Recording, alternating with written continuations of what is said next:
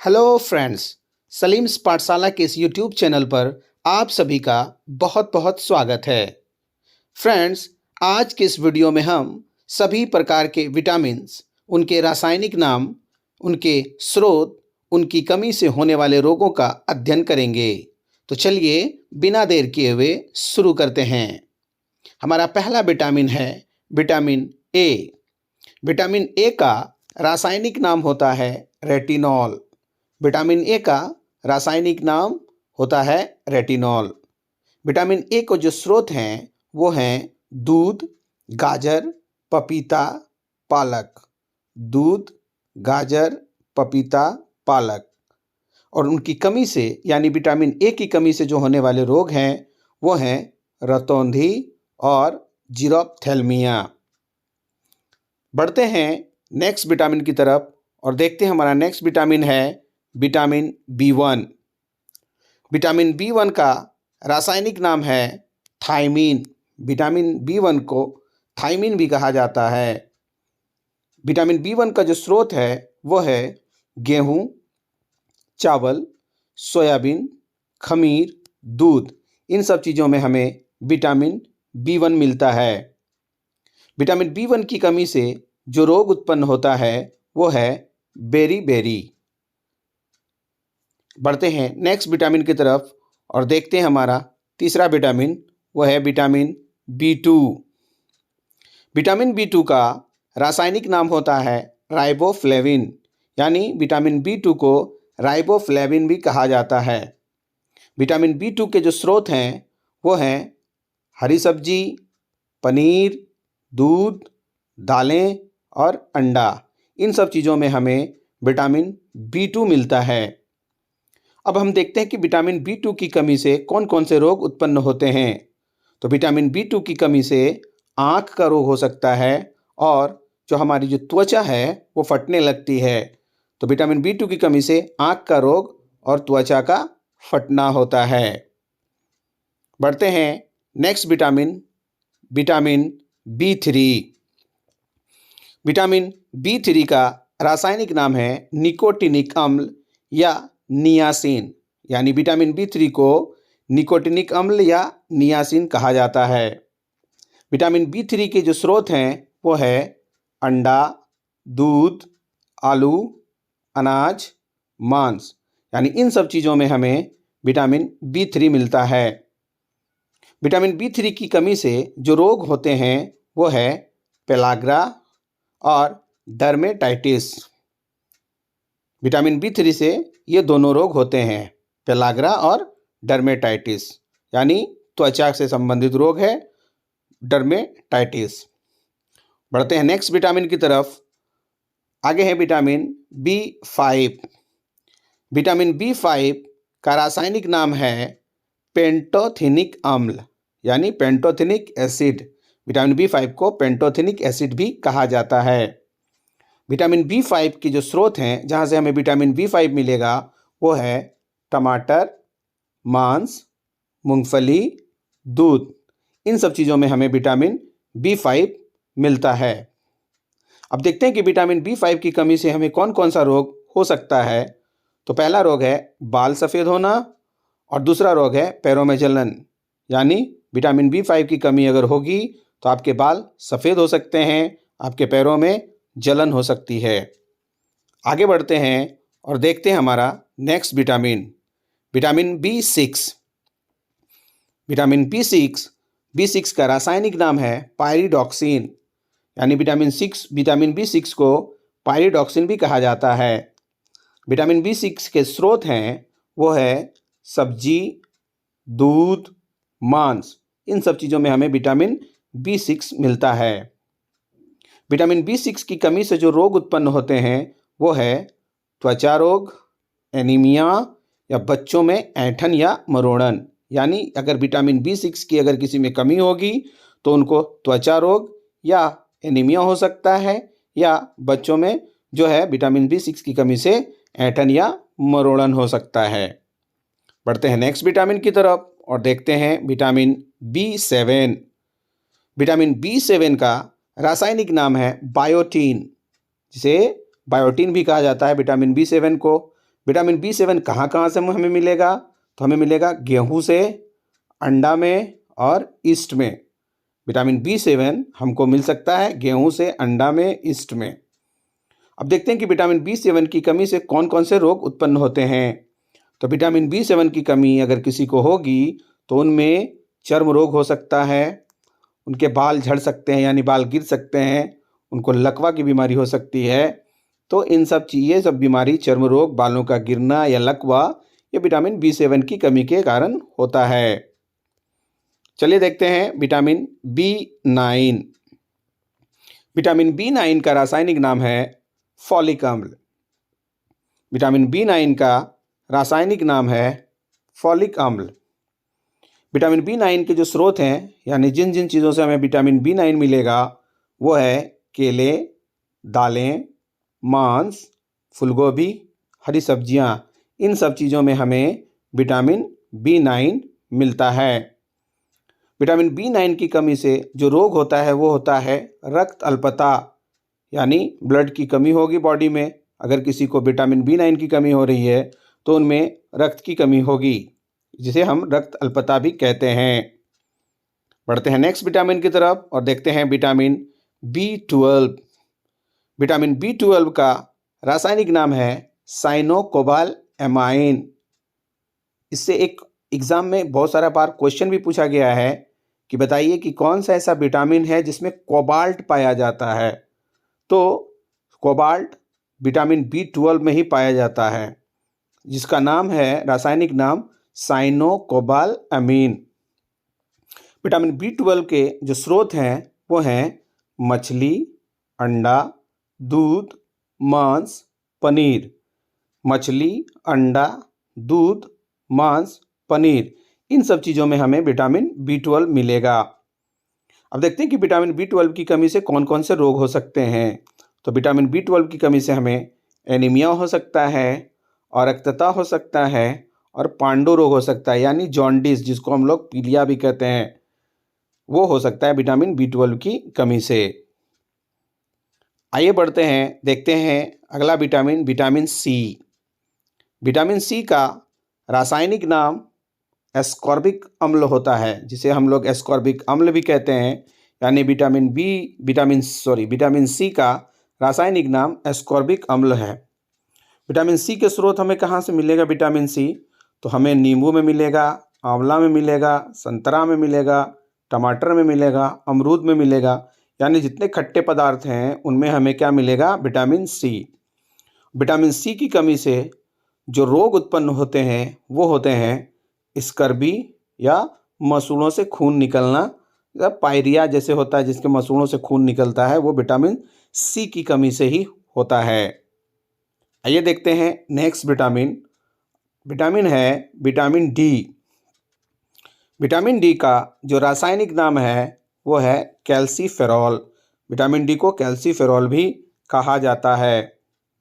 Vitamin D के जो स्रोत हैं वो हमें विटामिन D कहाँ कहाँ से मिलेगा? तो हमें मिलेगा सूर्य के प्रकाश में, दूध में और अंडा में। इन सब चीज़ों में हमें विटामिन D मिलता है। अब विटामिन D की कमी से रोग देखते हैं। तो विटामिन D की कमी से जो रोग होगा वो होगा सूखा रोग, या रिकेट्स जो बच्चों में होता है, या ऑस्टियोमेलेशिया जो एडल्ट्स में होता है, यानी वयस्कों में, बड़ों में वो ऑस्टियोमेलेशिया के रूप में होता है, और बच्चों में रिकेट्स होता है विटामिन D की कमी के कारण। बढ़ते हैं नेक्स्ट विटामिन और देखते हैं विटामिन E। विटामिन E का रासायनिक नाम है टोकोफेरॉल। विटामिन E को टेकोफेरॉल भी कहा जाता है। विटामिन E हमें कहाँ कहाँ से मिलेगा, यानी उनके स्रोत क्या क्या हैं? तो वो है गेहूँ, वनस्पति तेल, विनोला, इन सब चीज़ों में हमें विटामिन E भी मिलेगा। अब देखते हैं विटामिन E की कमी से कौन कौन से रोग हो सकते हैं। तो विटामिन E की कमी से हमें सबसे बड़ा जो इम्पोर्टेंट चीज़ जो है, वो जो जीवन के लिए जो सबसे बड़ा इम्पोर्टेंट चीज़ है वो है प्रजनन। तो वो प्रजनन क्षमता में कमी होती है। विटामिन E की कमी होगी तो प्रजनन क्षमता में कमी आएगी। आइए देखते हैं next vitamin K। Vitamin K का रासायनिक नाम है फिलोक्विनोन, जिसे फिलोक्विनोन भी कहा जाता है, यानी विटामिन K को फिलोक्विनोन भी कहा जाता है। विटामिन K के जो स्रोत हैं वो हैं सोयाबीन, हरी सब्जियां, दूध, टमाटर, यानी इन सब चीज़ों में हमें विटामिन के मिलता है। अब देखते हैं कि विटामिन के की कमी से कौन सा रोग उत्पन्न हो सकता है। तो अगर किसी को विटामिन के की कमी होगी तो उसके बॉडी में रक्त का थक्का नहीं बनेगा, यानी ब्लड क्लॉट नहीं करेगा। दूसरा, हैमरेज हो सकता है उसको। ये सब सारी चीज़ें विटामिन के की कमी से, ये दोनों रोग, रक्त का थक्का न बनना और हैमरेज हो सकता है। बढ़ते हैं, अब आते हैं हम लोग वन लाइनर क्वेश्चन देखेंगे। तो देखते हैं क्वेश्चन कि जल में घुलनशील विटामिन कौन सा है। तो जल में घुलनशील विटामिन 2 हैं, एक है विटामिन बी और एक है विटामिन सी। नेक्स्ट क्वेश्चन है कि वसा में घुलनशील विटामिन कौन कौन सा है। तो 4 विटामिन हैं जो सिर्फ वसा में घुलते हैं, वो हैं vitamin A, vitamin D, vitamin E, vitamin के। ये चारों विटामिन वसा में घुलनशील होते हैं, यानी ए, डी, ई, के, ये चारों विटामिन वसा में घुलते हैं और बी और सी, ये दोनों विटामिन जल में घुलनशील हैं। बढ़ते हैं नेक्स्ट क्वेश्चन की तरफ और देखते हैं नेक्स्ट क्वेश्चन कि शाकाहारियों को सर्वाधिक मात्रा में प्रोटीन कहाँ से मिलती है।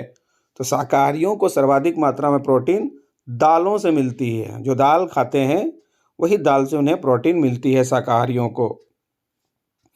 बढ़ते हैं नेक्स्ट क्वेश्चन की तरफ और देखते हैं कि दूध का पीला रंग किसके कारण होता है। तो दूध का जो पीला रंग होता है उसमें उपस्थित कैरोटीन के कारण होता है दूध का पीला रंग। चलिए नेक्स्ट क्वेश्चन देखते हैं। नेक्स्ट क्वेश्चन है कि हरी सब्जियां किसके प्रमुख स्रोत हैं। तो हरी सब्जियां सबसे प्रमुख स्रोत जो है, लोहे का जो प्रमुख स्रोत होता है वो हरी सब्जियां ही होती है। तो हरी सब्जियां किसके प्रमुख स्रोत हैं, तो लोहे के प्रमुख स्रोत हैं। फिर पूछ रहा है कि कौन सा विटामिन दूध में नहीं पाया जाता है। तो इसका आंसर होगा विटामिन सी। विटामिन सी जो है वो दूध में नहीं पाया जाता है। अगला क्वेश्चन देखते हैं कि किस विटामिन को गर्म करने पर नष्ट हो जाता है, यानी कौन सी विटामिन को अगर हम हीट करेंगे तो वो डिस्ट्रॉय हो जाएगा, यानी नष्ट हो जाएगा। तो वो है विटामिन सी। विटामिन सी को अगर हम गर्म करेंगे तो विटामिन नष्ट हो जाता है। बढ़ते हैं नेक्स्ट क्वेश्चन की तरफ और नेक्स्ट क्वेश्चन देखते हैं कि छिली हुई सब्जियों को धोने से कौन सा विटामिन निकल जाता है। तो छिली हुई सब्जियों को अगर धोएंगे हम तो उसमें से विटामिन सी जो है वो निकल जाता है। नेक्स्ट क्वेश्चन है कि घाव को भरने में कौन सा विटामिन सहायक है, यानी कभी हमको चोट लग गया, जख्म हो गई तो वहाँ में घाव हो जाता है, तो उन घाव को भरने में कौन सा विटामिन सहायता करता है। तो वो घाव को भरने में जो विटामिन सहायक है वो है विटामिन सी। नेक्स्ट क्वेश्चन है कि चावल को पॉलिश करने से कौन सा विटामिन नष्ट हो जाता है, यानी जब चावल को पॉलिश किया जाता है तो वो उसमें से कौन सा विटामिन जो है उससे नष्ट हो जाता है। तो चावल को पॉलिश करने से विटामिन बी जो है वो नष्ट हो जाता है। आइए देखते हैं नेक्स्ट क्वेश्चन और नेक्स्ट क्वेश्चन है कि अंडे में कितना प्रतिशत प्रोटीन पाया जाता है। तो अंडे में जो प्रोटीन पाया जाता है उसका प्रतिशत कितना है। तो उसका प्रतिशत है 3.3%, यानी अंडे में 3.3% जो है प्रोटीन पाया जाता है। बढ़ते हैं नेक्स्ट क्वेश्चन की तरफ, देखते हैं नेक्स्ट क्वेश्चन। बोल रहा है कि शरीर के लिए प्रतिदिन आयोडीन की आवश्यक मात्रा कितनी होती है। तो हमारे शरीर के लिए जो प्रतिदिन आयोडीन की आवश्यक मात्रा होनी चाहिए वो है 0.14 मिलीग्राम। इतनी मात्रा हमें प्रतिदिन आयोडीन की चाहिए होती है। देखते हैं नेक्स्ट क्वेश्चन कि आवश्यकता से अधिक होने पर कार्बोहाइड्रेट शरीर के यकृत में किस रूप में संचित रहता है, यानी जब भी हम भोजन ग्रहण करते हैं तो उसमें बहुत सारे पोषक पदार्थ पाए जाते हैं, जिसमें से एक पोषक पदार्थ कार्बोहाइड्रेट भी है। तो अगर मान लीजिए कि हम कार्बोहाइड्रेट ज़्यादा मात्रा में ले लिए तो कार्बोहाइड्रेट हमारे शरीर में इंटर करने के बाद वो शरीर के जो लीवर है वहाँ पर वो किस रूप में संचित रहता है, तो वो ग्लाइकोजन के रूप में संचित रहता है। बढ़ते हैं नेक्स्ट क्वेश्चन की तरफ। नेक्स्ट क्वेश्चन है कि 1 ग्राम ग्लूकोज के पूर्ण ऑक्सीकरण से कितनी ऊर्जा प्राप्त होती है। तो देखेंगे कि अगर हम 1 ग्राम ग्लूकोज लें, 1 ग्राम ग्लूकोज हमारे शरीर में जब उनका पूर्ण ऑक्सीकरण होता है यानी ऑक्सीडेशन हो जाता है तो हमें जो ऊर्जा प्राप्त होती है वो होती है 4.2 किलो कैलोरी, यानी 4.2 किलो कैलोरी की ऊर्जा हमें प्राप्त होती है। नेक्स्ट क्वेश्चन बहुत ही इंपॉर्टेंट क्वेश्चन है जो बहुत सारे एग्जामों में पूछा जाता है। ये बहुत ही इंपॉर्टेंट क्वेश्चन है कि प्रोटीन कितने अमीनो अम्ल से मिलकर बना होता है। तो प्रोटीन जो है वो 20 अमीनो एसिड से मिलकर के बना होता है। बढ़ते हैं नेक्स्ट क्वेश्चन की तरफ, देखते हैं नेक्स्ट क्वेश्चन क्या है। नेक्स्ट क्वेश्चन है कि यकृत में भविष्य के लिए कौन सा विटामिन संचित रहता है। तो यकृत में भविष्य के लिए जो विटामिन संचित रहता है वो है विटामिन ए। विटामिन ए ही वहाँ पे जाके स्टोर हो रहता है। नेक्स्ट क्वेश्चन देखते हैं, बोल रहा है कि विटामिन ए का सबसे अच्छा स्रोत कौन सा है। तो विटामिन ए का सबसे अच्छा स्रोत जो है वो है गाजर। गाजर में हमें सबसे अच्छा स्रोत विटामिन ए का माना जाता है गाजर, जिसमें हमको विटामिन ए मिलता है। पढ़ते हैं नेक्स्ट क्वेश्चन की तरफ और देखते हैं नेक्स्ट क्वेश्चन पूछ रहा है कि विटामिन सी का सबसे अच्छा स्रोत कौन है। तो विटामिन सी का हम लोगों ने पहले भी देखा कि विटामिन सी जितने सारे खट्टे पदार्थ होते हैं उनमें विटामिन सी पाया जाता है, लेकिन विटामिन सी का सबसे अच्छा स्रोत जो माना जाता है वो माना जाता है आंवला। तो आंसर होगा इसका आंवला। आगे देखते हैं, क्वेश्चन कह रहा है कि मानव शरीर में विटामिन के का निर्माण किस अंग में होता है। यानी हमारे शरीर में जो विटामिन के का जो फॉर्मेशन होता है वो कौन से ऑर्गन में होता है, कौन से अंग में होता है। तो मानव शरीर में विटामिन के का निर्माण कोलोन में होता है, एक बैक्टीरिया के द्वारा होता है। ठीक है, नेक्स्ट क्वेश्चन देखते हैं। नेक्स्ट क्वेश्चन है हमारा कि मक्खन प्रचुर स्रोत है। तो मक्खन किसका प्रचुर स्रोत है। तो मक्खन जो है वो प्रचुर स्रोत है वसा का। बढ़ते हैं नेक्स्ट क्वेश्चन कि मक्का प्रमुख स्रोत है। मक्का किसका प्रमुख स्रोत है। तो मक्का जो है स्टार्च का या कार्बोहाइड्रेट का प्रमुख स्रोत होता है। बढ़ते हैं नेक्स्ट क्वेश्चन, देखते हैं नेक्स्ट क्वेश्चन कि प्रोटीन के दो सबसे बड़े स्रोत हैं।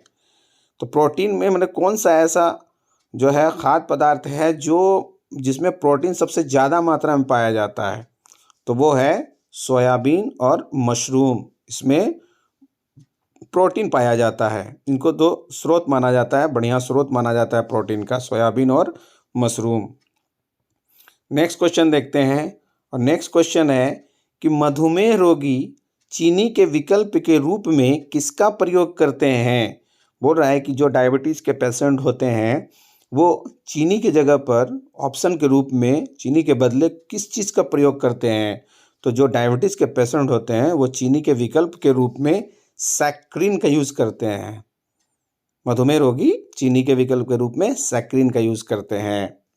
तो फ्रेंड्स, ये था हमारा आज का विटामिन से रिलेटेड सभी इम्पोर्टेंट चीज़ और इम्पोर्टेंट प्रश्न भी हम लोगों ने देखा। मैं आशा करता हूँ कि आपको हमारा ये वीडियो बहुत अच्छा लगा होगा। अगर अच्छा लगा हो तो आप हमारे इस वीडियो को लाइक करें, हमारे इस चैनल को सब्सक्राइब करें और अपने मित्रों के साथ, अपने फ्रेंड्स के साथ अवश्य साझा करें। धन्यवाद। जय हिंद, जय भारत।